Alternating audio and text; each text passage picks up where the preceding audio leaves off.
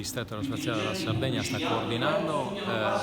sono necessari sulla base delle stime attuali 300 milioni, quindi stiamo già lavorando per questo grande progetto, ci auguriamo che nel breve possano guardarsi scenari finanziari ancora più significativi per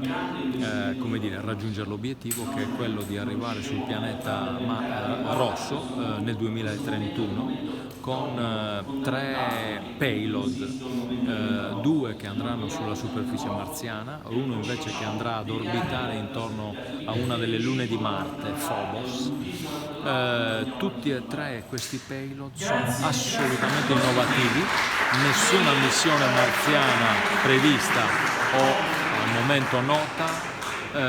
contempla payload con queste caratteristiche. Uno tra questi nasce da un brevetto a disponibilità del distretto aerospaziale della Sardegna al 100% e prevede la dimostrazione della